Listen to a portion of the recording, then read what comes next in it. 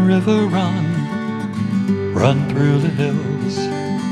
Run, river, run to the sea.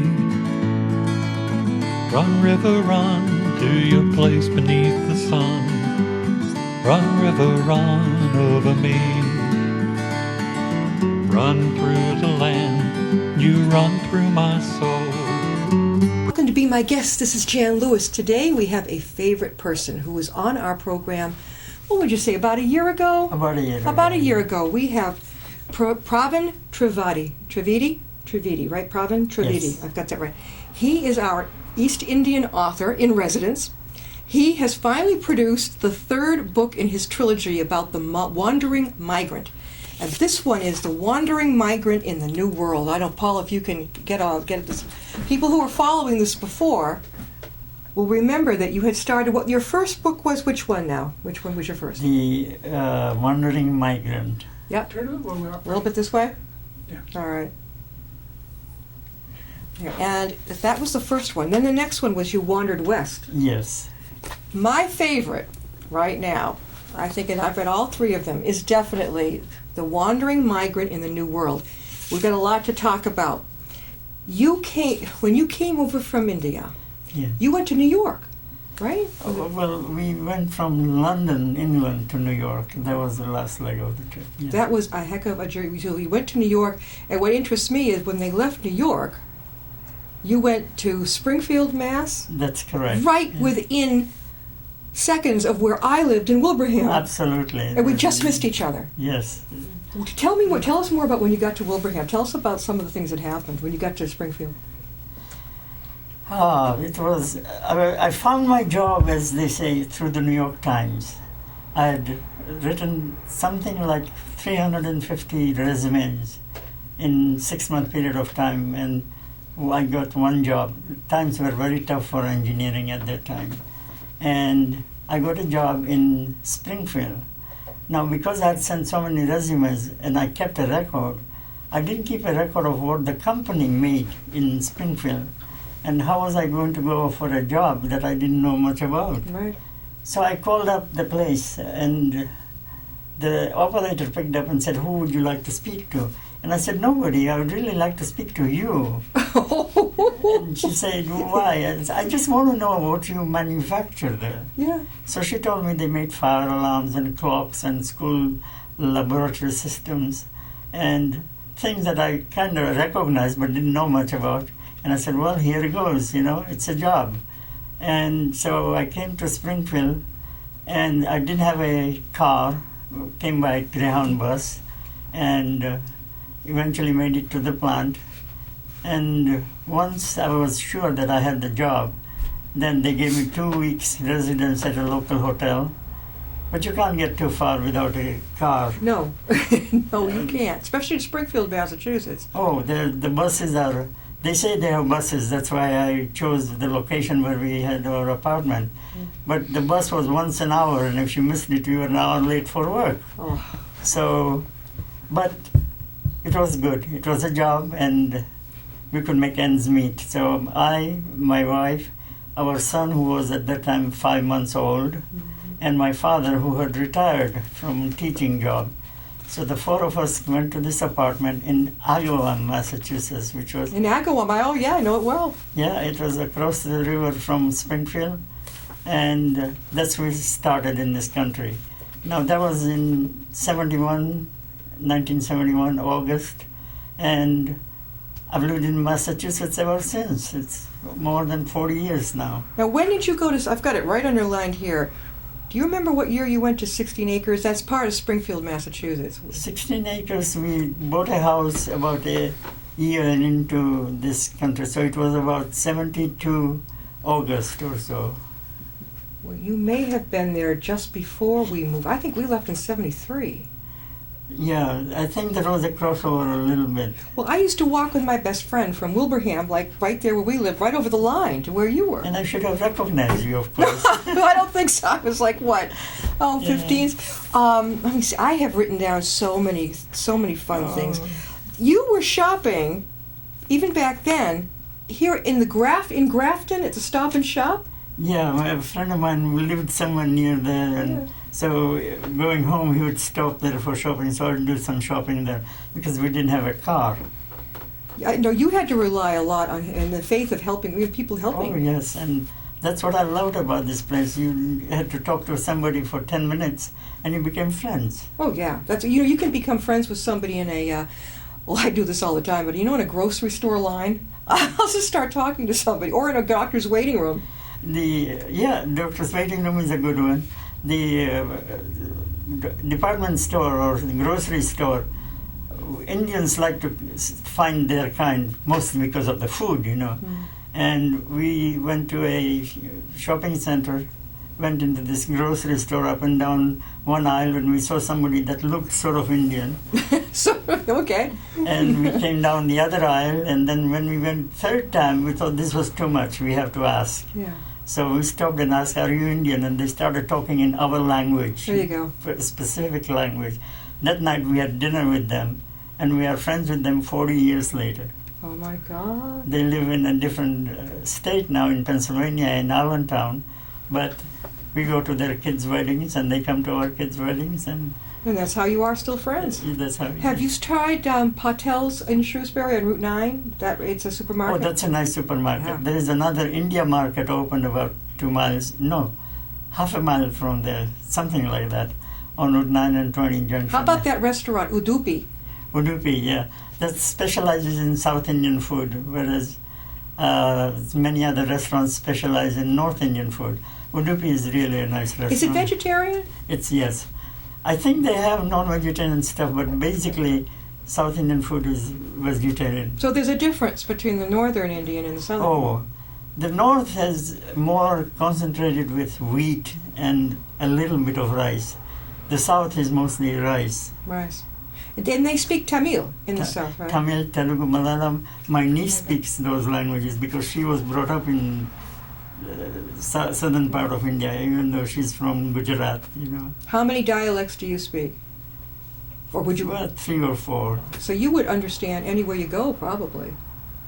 Especially if I use English. Yep. Well, when you grew up in India, they taught English in the schools, didn't they? They taught a little bit of English, but I was only 5 years old when I left India, so I didn't do much of studying, and I haven't stopped growing up anyway, so there's still time. Yes. Your parents, when you all came to, you went to London from India. Well, of course, you had to know English then. We went to Africa first. Africa first. That's why it's a trilogy. India and Africa is the first book, and from Africa, when I finished high school, there was no university in English at that time. We went to London, so London is the second book, the Migrant Travels West, and it's all set in when I did my first and second degrees at London University.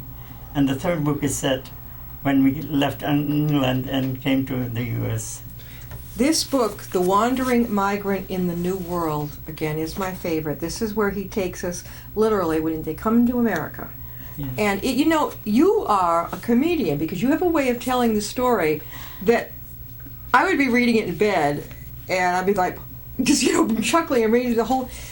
You just say it right as it is, right as it was. There's no, I don't know how we say in America, there's no gilding the lily. You say it right as it is. You've been over to the Westboro Tennis and Swim Club, I see, too. Yes. What were you doing? Tell us what you were doing over there. At the Westboro Tennis and Swim Club, I needed to do some exercise. I was getting a little bit too comfortable in the lifestyle, and the That's what America will do to you. Yeah, definitely. And the pants weren't fitting anymore, so my wife suggested that it's time we did some exercise.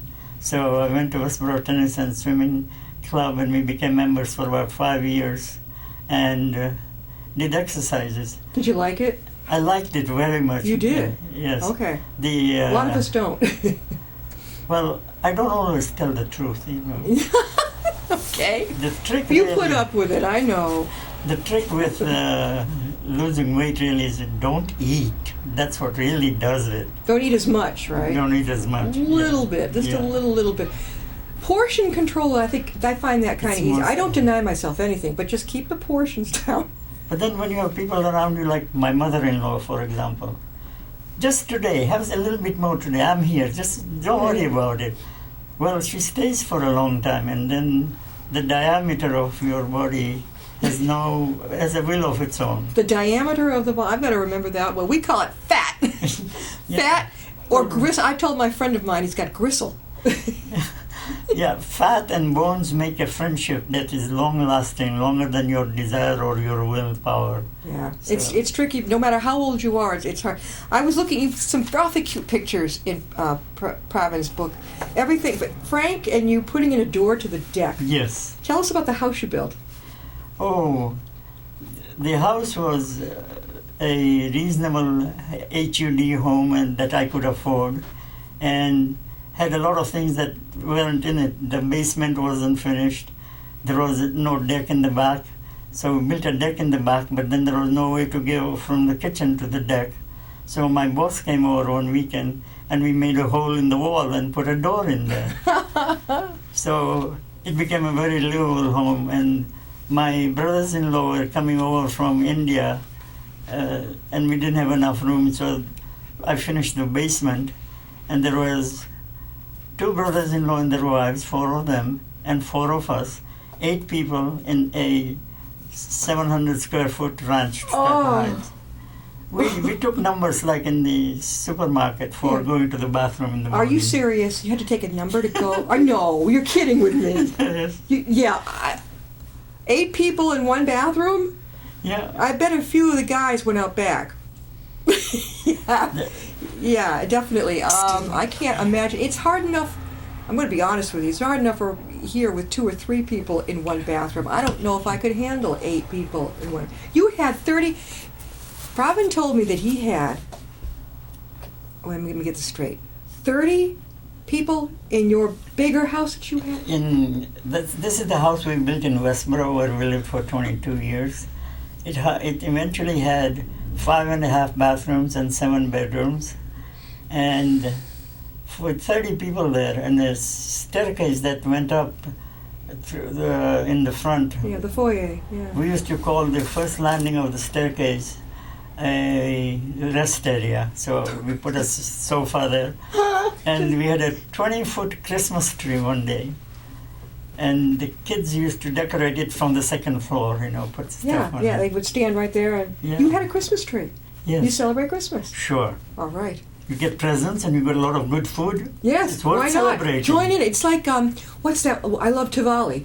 All the Diwali, lights? Yes. All the lights are Diwali. It's, Yeah. Because I had an East Indian meditation teacher. She's from Westboro. Okay. And I learned, I think, about Diwali by seeing the ads over at the India Center in Westboro. Yes. Yeah. That's a lovely center. That's a very nice place. Yeah, that's a good place. Comfortable. So you had how many floors? 3 Okay, floors. so you had that grand entrance, Yes.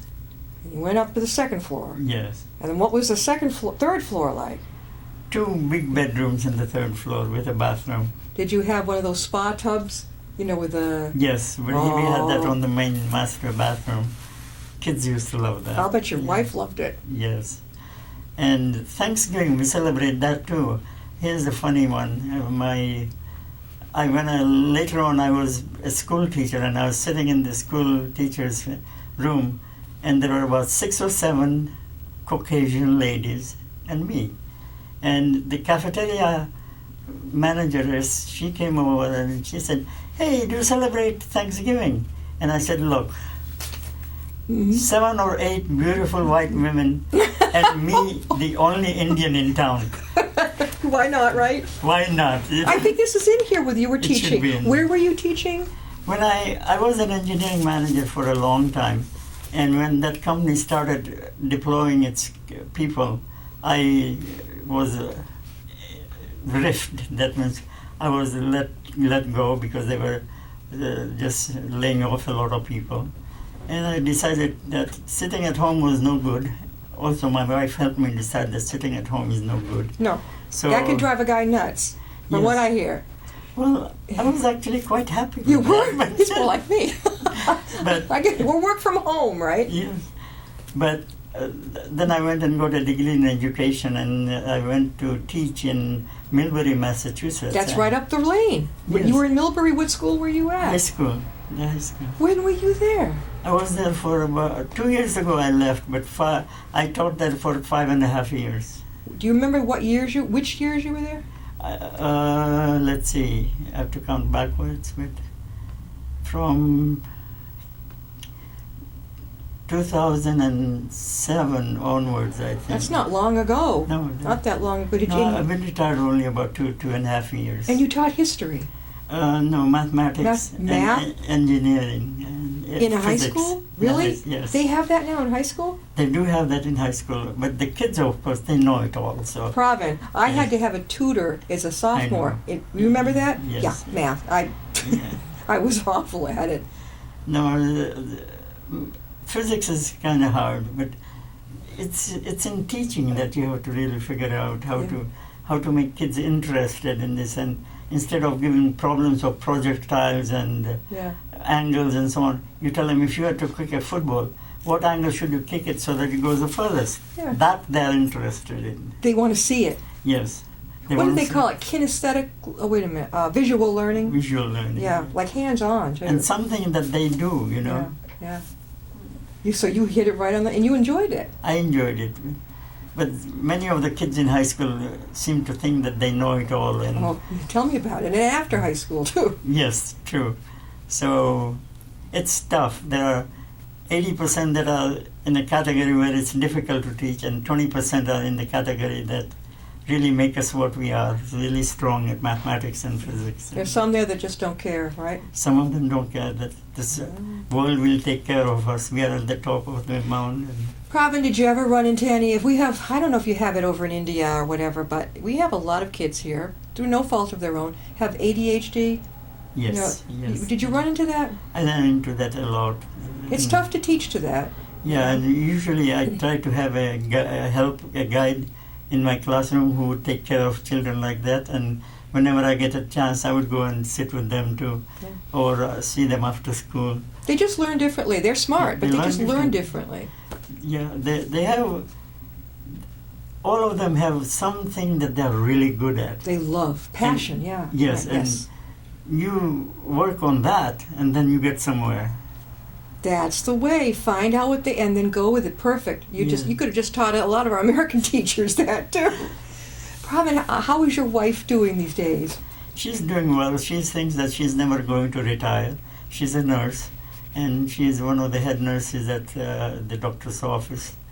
And I can't get her to retire. Why should she? If she loves it, let her do it. Yeah, and she said, you want to stay at home? You stay at home and do what you want to do. So I write books, and I go to the Northborough Senior Center. How about the library? You've got a good library over there. There's a very good library. I've never seen you there. I haven't met a library I don't like. I'll stop in every town. I've never seen you at the Northborough Library. No, I haven't been there. We moved to Northborough about 1.5 years ago. Okay. Westborough's got a good library. Westborough's got a good Yeah, one. very, very And I still have to find my way around Northborough. But I found the senior center, and it's an excellent senior center. Isn't that on Barefoot Road or something? Barefoot Road, yeah. Yeah, I've heard it's a really good one. It's a new one. It's recently completed 5 years of existence, and they had a big party, which I missed.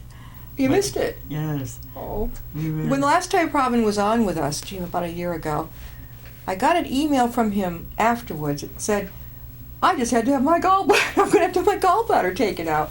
We did that to you, huh? Yeah. How did you know? What did you suddenly just have? Ooh, like that? Yes, yeah. And you knew you were sick. Yeah. And Were you before scared? that, I had my spine. Your back? Yeah. Before you even on our first show, you'd had your spine surgery. Yes. Do you wonder if maybe coming on here is an omen? I hope not.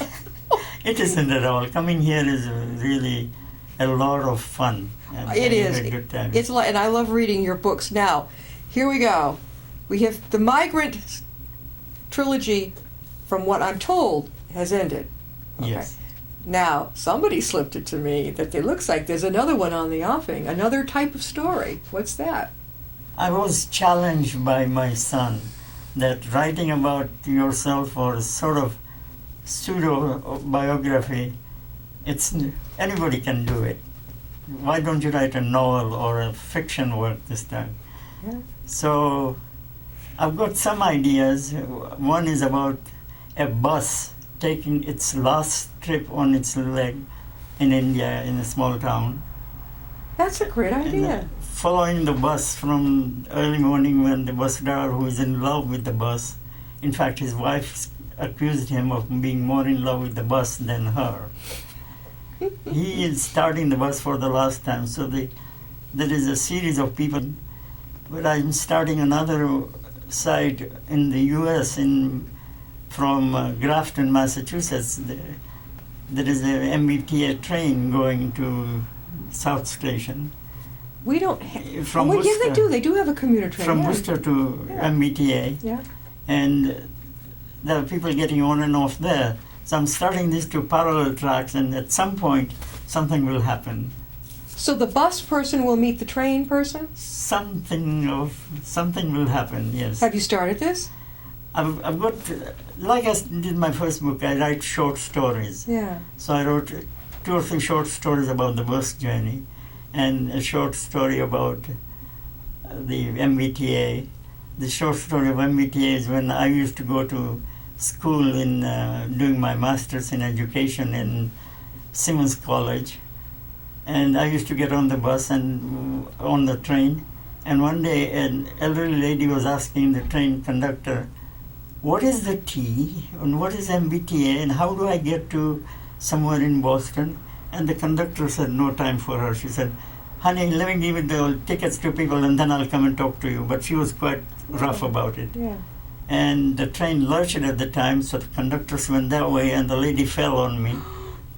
And I kind of held her and sat down, and she thought that I had a kindly face, so she was starting to ask me. Oh. So I told her all about what she wanted to know, and I said, from this place, why don't you take a train here? Not realizing she had her daughter and 2 kids and her husband in the back. Mm. So when the train stopped at a point, they came and sat next to me, and I went with them. Yeah. And once we got to the South Station, we went in the T, and I put them on the T up to Government Center, which is where they wanted to go, and taught them how to go there. And they wanted me to spend the day with them. The kids Of were... course. Because they knew that instead of going to the museums that mother would take them, it was much better to go to Fenway Park. Oh, yeah. And Have you so- been to Fenway? Yes, lots. I used to take kids to ball games, and as they were in their train, and as the train was pulling out of the station, I was on the platform. The old man gave me something in my pocket, and I said, "What are you doing?" And he was already on the train, and the train left. Did he give you money? Yeah, he gave me $10. Wow. That was amazing. That's his way of saying thank you so much. Yes, yeah. Oh, my. You have a way of attracting really neat people. One thing I've learned in your book is you have a really wonderful way that I think a lot of us can learn, is when the chips get down and you are in business, you just pop right back up again. Because if you don't, nobody will get you up. You really have to do it yourself. And you would go along with things that you might not like that were happening in the Yes. company, but you always found a way to cope with it. Yes, you need that. Yeah. You have that good ability. The most difficult time I had was when I was laid off from the first job. Yeah. And that I took hard for a while until I found out that there was a way that you could get the company to pay for your education for a different career if you're changing career. Yeah. And that's a state law in Massachusetts that companies have to agree to. So I took advantage of that and went to Simmons College, which, by the way, used to be a girls-only college. It Yeah. isn't anymore. Yeah. And got my degree in education. What is your favorite grade and topic to teach in school? Toughie. That's a tough one. That's a toughie. I like teaching physics to 11th and 12th graders. Physics. You would have lost me at the door. I would have like, whoa. There were a few people who didn't like physics, but I found some way that I could interest them, Yeah. you know. Like a girl who didn't understand what balancing meant. And I showed a picture of a small girl on one end Yeah. and a big fat man at one end. And I Okay. said, that's me. That's my granddaughter. Okay. How do you think we work this? And You're going to have to add more. No, take. Well, the big guy's going to have to lose weight. But that's one Right. thing. And the other thing was he has to be closer to the pivot, and the girl has to be further from the pivot. So there is more, the weight of the person times the distance is the moment. Or wouldn't you add? Well, no. If you add more to her, everybody's gonna. No, you're trying. It's like a seesaw. Are you It's trying a seesaw. And in the seesaw, if you are closer, if you are heavy, you have to be closer to the fulcrum. And if you are light, you have to be further away so that it balances out, you know. See, now I wouldn't think of it that way. But if we go in the play yard and sit on it, then you'll figure it out right away. Yeah. Have you ever sat on one of those and gone down because the other kid got up? Yeah, yeah. Oh, that makes a lot of kids kind of mad. Yeah. And boom, right on their tush, you know. How many grandchildren have you got now, probably? 4. Great-grands? Eldest one is 10 and the youngest one is 5. And any great-grandchildren? No. Not yet. Not Well, you're yet. still young. Yes. It's time to start again. His wife is going, no, please, no. We've got about 4 minutes left. Okay. Well, I'm going to have one more. We're talking with Pravin Trivedi, and he's a favorite of ours here. He's a wonderful author. He comes from India, and he came in through London to New York to Springfield, Massachusetts. He knows about our area around here pretty well, Grafton, our Stop and Shop, and all this type of thing. He probably could take us to the Udupi restaurant and order for us and know exactly what we'd like. This is the final book, A Wandering Migrant in the New World. But, as people may remember, he had The Wandering Migrant was the first one. The Migrant Wanders West. That was the next. And this is the same one. Yours is your copy. This is mine. Yes. And you do have another one on the horizon. When shall we be seeing that? Well, I've tried to keep an average of 1 a year, but now that I'm changing tracks, Yeah. it might be A little longer? a little longer. You than- promised to let me know. Of course. I will. have got to read this, and and we're going to get you out there. This is good. Pravin, how can people reach you if they'd like to have one of your books? Oh, my books with my name, you can get them from Amazon.com.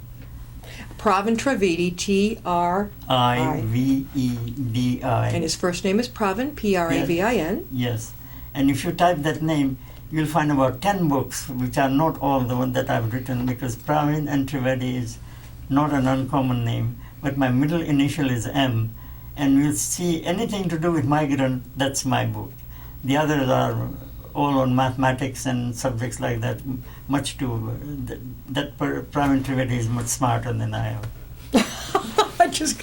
And if you don't see it there or whatever, you can contact me at our cable station, JJL3000 at Verizon.com. Jan Lewis, just say I would need to contact with Pravin Trivedi, get a hold of his book, and I will definitely put you in touch with our maestro here.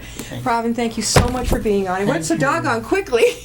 He brought his niece and nephew, right? Yes. And they're in our audience right now. It's good to have them here. And she's got her phone. She's showing. She's taking pictures. You will. So you're going to come back. No more medical problems. Okay. No, Will you no. stay healthy, please? I'll try. Okay, no more. Okay, you don't have your gallbladder anymore, so you can't claim that. No, not twice. No. All right. You take care, and we'll see you Thank next you. time on Be My Guest.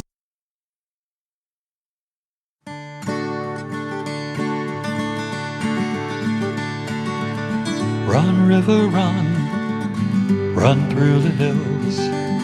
Run, river, run to the sea. Run, river, run to your place beneath the sun. Run,